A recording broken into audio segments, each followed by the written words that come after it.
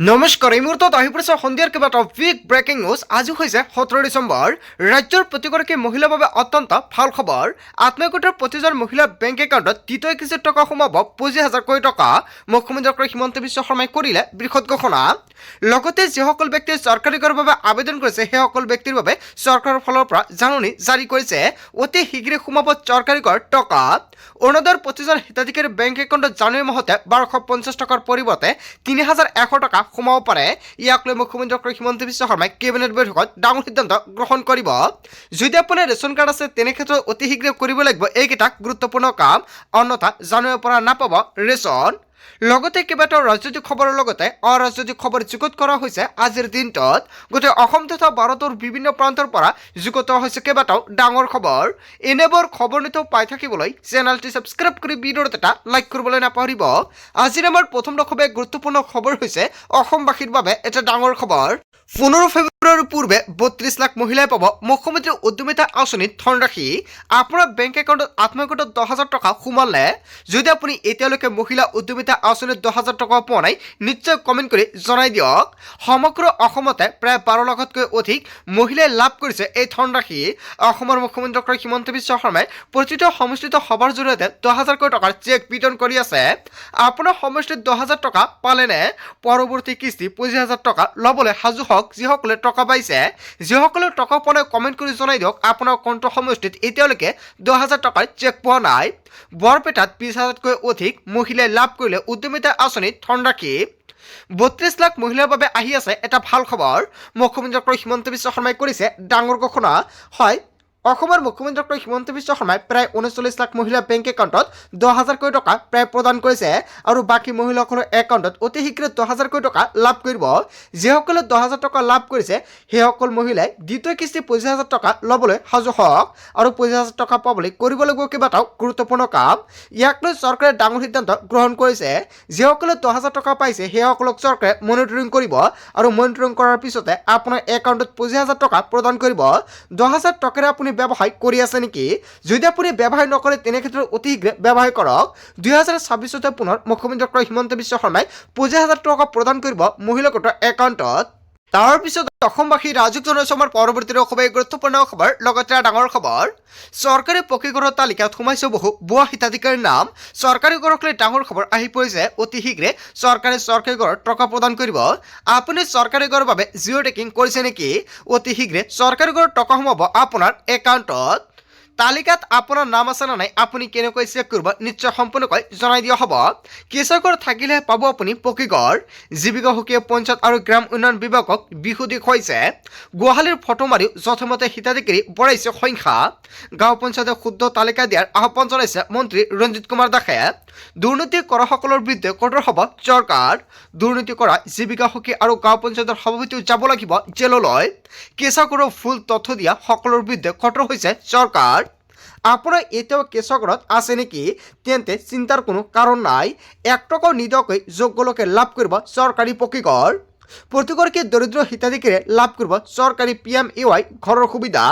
নতুনকৈ 15 লাখ পৰিয়ালে লাভ কৰিব এই চৰকাৰী ঘৰ। 15 লাখ পকী চৰকাৰী ঘৰত অনুমোদন দিছে প্ৰধানমন্ত্ৰী মোদীয়ে। যদি আপুনি এতিয়ালৈকে চৰকাৰী ঘৰ পোৱা নাই তেন্তে আপোনাৰ বাবে অত্যন্ত ভাল খবৰ। যিসকলে জিঅ'ৰিং কৰিছে 2026 ইলেকশ্যনৰ আগতে চৰকাৰী ঘৰ টকা সোমাব পাৰে। ইয়াক লৈ চৰকাৰৰ ফালৰ পৰা এটা ডাঙৰ খবৰ আহি পৰিছে। আজিৰ ভিডিঅ'টো যিমান পাৰে বেছিকৈ শ্বেয়াৰ কৰি দিয়ক। তাৰ পিছত অসমবাসী ৰাজুক জনাইছে আমাৰ পৰৱৰ্তী খুবেই গুৰুত্বপূৰ্ণ খবৰ, লগতে ডাঙৰ খবৰ। চৰকাৰী চাউলত অনিয়ম কৰা দোকানীৰ বিৰুদ্ধে আৰম্ভ হৈছে একশ্যন। হিতাধিকাৰী কমকৈ সামগ্ৰী দি মজুত ৰাখিছিল কুইণ্টেলে চাউল, দালি, চেনি আৰু নিমখ। চতিয়াত চিল কৰা হ'ল দোকান। ৰাজ্যজুৰি আৰম্ভ হৈছে একশ্যন। অনিয়ম কৰি কোনো সাৰি যাব নোৱাৰিব। চতিয়াৰ দোকানী অবৈধভাৱে মজুত ৰাখিছিল চাউল, দালি আৰু নিমখ আৰু চতিয়াৰ পুৰণা চেণ্টাৰৰ অশোক চাহু নামৰ সুলভ মূলৰ দোকানীৰ এজেণ্ট কৰিছিল ব্যাপক অনিয়ম। আৰু দোকানত অবৈধভাৱে চৰকাৰী চাউল দালি চেনি নিমখ মজুত ৰখাৰ অপৰাধত 16 দোকান চিল কৰা হৈছে। হয়, এটা বিগ ব্ৰেকিং নিউজ আহি পৰিছে। প্ৰায় 20 কুইণ্টেল চাউল, কেৱল এয়াই নহয় 34 কেজি আৰু 430 গ্ৰাম চাউল, আৰু এইকেইটা চাউল চেনি আৰু দালি এনেকুৱাকৈ মজুত কৰি ৰাখিছিল। আৰু ইয়াক লৈ এটা বিগ ব্ৰেকিং নিউজ আহি পৰিছে। আপোনাৰ গাঁও বা অঞ্চলত যদি এনেকুৱাকৈ ঘটনা সংঘটিত হৈছে, নিশ্চয় আপুনি দিব পাৰিব অভিযোগ। নিশা বিশ্বনাথ জিলা প্ৰশাসনৰ এটা দলে অভিযান চলাই চিল কৰে 16 দোকানখন। হয়, এটা বিগ ব্ৰেকিং নিউজ আহি পৰিছে। আজিৰ ভিডিঅ'টো যিমান পাৰে সকলোৱে বেছিকৈ শ্বেয়াৰ কৰি দিব, আৰু যাতে সকলোৱে সাৱধান হৈ থাকিব পাৰে, অন্যথা পৰিব ভয়ংকৰ বিপদৰ সন্মুখীনত। তাৰ পিছত অসমবাসী ৰাজুক জনাইছো আমাৰ পৰৱৰ্তী খুবেই গুৰুত্বপূৰ্ণ খবৰ, লগতে ডাঙৰ খবৰ। প্ৰতিশ্ৰুতি পূৰণ কৰিলে মুখ্যমন্ত্ৰী ডক্টৰ হিমন্ত বিশ্ব শৰ্মাই। বকত লগ পোৱা কুৰবান আলীক প্ৰদান কৰিলে চৰকাৰী ঘৰ। সোণতুলি বৰ আৰিকাটিৰ কুৰবান আলীৰ ঘৰত কালি আনুষ্ঠানিকভাৱে উদ্বোধন কৰা হ'ল ঘৰ। প্ৰধানমন্ত্ৰী আৱাস যোজনাৰ অধীনত ঘৰ উদ্বোধন কৰিলে বিজেপিৰ জিলা কাৰ্যকৰ্তাই। কুৰবান আলীয়ে 5 ডিচেম্বৰত বকত সাক্ষাৎ কৰিছিল মুখ্যমন্ত্ৰী ডক্টৰ হিমন্ত বিশ্ব শৰ্মাক। অৰুণোদয় ঘৰ আৰু দমকল বিচাৰি আবেদন কৰিছিল কুৰবান আলীয়ে। আবেদনৰ পিছতে কুৰবান আলীক এসপ্তাহৰ ভিতৰত ঘৰ দিয়াৰ প্ৰতিশ্ৰুতি দিছিল মুখ্যমন্ত্ৰী ডক্টৰ হিমন্ত বিশ্ব শৰ্মাই। অৰুণোদয় দিয়াৰো প্ৰতিশ্ৰুতি দিছিল মুখ্যমন্ত্ৰী ডক্টৰ হিমন্ত বিশ্ব শৰ্মাই, আৰু ইতিমধ্যে কুৰবান আলীৰ নামত অৰুণোদয় আঁচনি হৈ গ'ল। ইয়াৰ পিছতে প্ৰধানমন্ত্ৰী আৱাস যোজনাৰ অধীনত এটা চৰকাৰী ঘৰ শুভ উদ্বোধন কৰা হয়। মুখ্যমন্ত্ৰীয়ে দিয়া প্ৰতিশ্ৰুতি পূৰণ কৰাৰ পিছতে আনন্দত আত্মহাৰা হৈ পৰিছে কুৰবান আলীয়ে। হয়, অসমৰ মুখ্যমন্ত্ৰী ডক্টৰ হিমন্ত বিশ্ব শৰ্মাই খুবেই এটা ডাঙৰ সিদ্ধান্ত গ্ৰহণ কৰিছিল, আৰু অৱশেষত সকলোকেইটা প্ৰতিশ্ৰুতি পূৰণ কৰিছে মুখ্যমন্ত্ৰী ডক্টৰ হিমন্ত বিশ্ব শৰ্মাই। তাৰ পিছত অসমবাসী ৰাজুক জনাইছো আমাৰ পৰৱৰ্তী খুবেই গুৰুত্বপূৰ্ণ খবৰ, লগতে ডাঙৰ খবৰ। 10 জানুৱাৰীৰ পূৰ্বে এডিআৰই চতুৰ্থ বৰ্গৰ উত্তীৰ্ণ প্ৰাৰ্থী পাব নিযুক্তি পত্ৰ। অসমৰ মুখ্যমন্ত্ৰী ডক্টৰ হিমন্ত বিশ্ব শৰ্মাই লাইভযোগে কেইবাটাও বৃহৎ মন্তব্য কৰিছে। 10 জানুৱাৰীৰ পূৰ্বে এডিআৰই চতুৰ্থ বৰ্গৰ উত্তীৰ্ণ প্ৰাৰ্থীয়ে পাব নিযুক্তি পত্ৰ। 15 তাৰিখৰ আশে পাশে তৃতীয় বৰ্গৰ উত্তীৰ্ণ প্ৰাৰ্থীয়ে লাভ কৰিব নিযুক্তি পত্ৰ।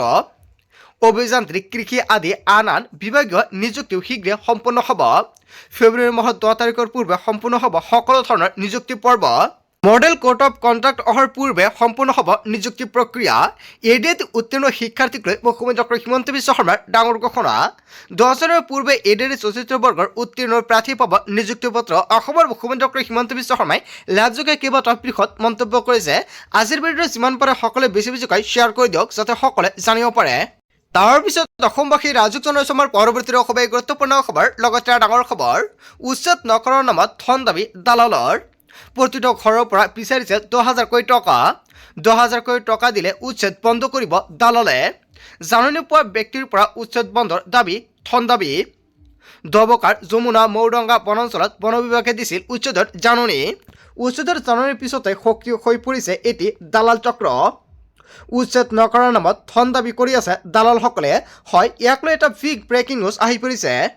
তাৰ পিছত অসমবাসী ৰাজুক জনাইছো আমাৰ পৰৱৰ্তী খুবেই গুৰুত্বপূৰ্ণ খবৰ, লগতে ডাঙৰ খবৰ। বিজেপিৰ ডিএনএত সোমাই আছে চুৰি কাৰ্য। বিজেপিয়ে দেশৰ ধন চুৰি কৰে। মাটিৰ পৰা আৰম্ভ কৰি সংস্থা বিষয়া চুৰিলৈকে বিজেপি জড়িত। বিজেপিৰ বিৰুদ্ধে এনেকুৱাকৈ কেইবাটাও বৃহৎ মন্তব্য কৰিছে ৰাহুল গান্ধী। চাকৰিৰ পৰা আৰম্ভ কৰি চৰকাৰৰ চুৰিলৈকে বিজেপি জড়িত। নিৰ্বাচনৰ পৰা ভোট চুৰিলৈকে বিজেপি জড়িত। চুৰি কৰি নিৰ্বাচন জিকে বিজেপি। প্ৰধানমন্ত্ৰী নৰেন্দ্ৰ মোদীৰ আত্মবিশ্বাস কমি আহিছে। প্ৰধানমন্ত্ৰী মোদীয়েও জানে জনতাৰ ওচৰত যে ধৰা পৰিছে। গাদী গ'লে বাহাদুৰি নাইকিয়া হৈ যাব বিজেপিৰ। বিজেপিৰ এনডিএত মিছা কথা সোমাই আছে। যিমান ভাষণ দি থাকক মোদী আৰু শ্বাহে, কিন্তু এদিন সত্য জিকিবই।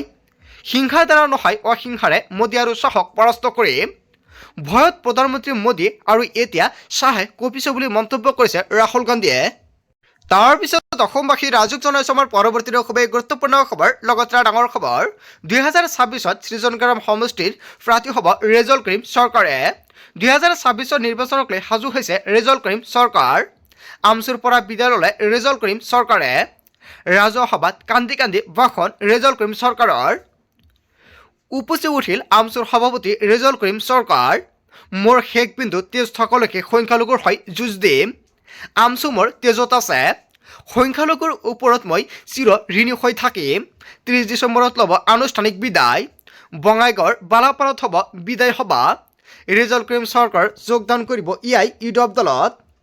ৰাজহুৱা সভাত এইদৰে উচপি উঠিছে আমচুৰ সভাপতি নেতাগৰাকী। 2026-ত শ্ৰীজনগ্ৰামৰ সমষ্টিৰ প্ৰাৰ্থী হ'ব ৰেজল ক্ৰীম চৰকাৰ। তাৰ পিছত অসমবাসী ৰাজুক জনাইছে আমাৰ পৰৱৰ্তী খুবেই গুৰুত্বপূৰ্ণ খবৰ। লগতে ডাঙৰ খবৰ, বৰপেটাত বৃহৎ উচ্ছেদ ঘোষণা কৰিছে মুখ্যমন্ত্ৰী ডক্টৰ হিমন্ত বিশ্ব শৰ্মাই। উচ্ছেদ হ'বলগীয়া জিলাৰ তালিকা প্ৰস্তুত কৰিছে মুখ্যমন্ত্ৰী ডক্টৰ হিমন্ত বিশ্ব শৰ্মাৰ চৰকাৰ প্ৰশাসনে। এইবাৰ বৰপেটাৰ চুকেকোণত হ'ব বৃহৎ উচ্ছেদ অভিযান। এইফালৰ পৰা উচ্ছেদ হ'ব বুলি ঘোষণা কৰিছে মুখ্যমন্ত্ৰী ডক্টৰ হিমন্ত বিশ্ব শৰ্মাই। বৰপেটাত চৰকাৰী ভূমিত বাস কৰি আছে শ লোক, কোনো বেদখলকাৰী হাৰি যাব নোৱাৰিব হুংকাৰ দিছে মুখ্যমন্ত্ৰীয়ে। বৰপেটাত বৃহৎ উচ্ছেদ ঘোষণা কৰিছে মুখ্যমন্ত্ৰী ডক্টৰ হিমন্ত বিশ্ব শৰ্মাই। যিকোনো মুহূৰ্তত বৰপেটাত হ'ব পাৰে উচ্ছেদ। বৰপেটাবাসী সাজু হওক, অন্যথা পৰিব ভয়ংকৰ বিপদৰ সন্মুখীনত। তাৰ পিছত অসমবাসী ৰাজুক জনাইছে আমাৰ পৰৱৰ্তী খুবেই গুৰুত্বপূৰ্ণ খবৰ। লগতে ডাঙৰ খবৰ, হিন্দু হওক বা মুছলমান হওক দ্বিতীয় বিবাহ কৰালেই যাব লাগিব জেললৈ। অসমৰ মুখ্যমন্ত্ৰী ডক্টৰ হিমন্ত বিশ্ব শৰ্মাই কেইবাটাও গাইডলাইন বান্ধি দিছে। অসমৰ প্ৰতিজন স্বামীয়ে সন্মান কৰিব লাগিব নিজৰ পত্নীক। 3টাতকৈ অধিক সন্তান থাকিলে হ'ব নোৱাৰিব লাখপতি।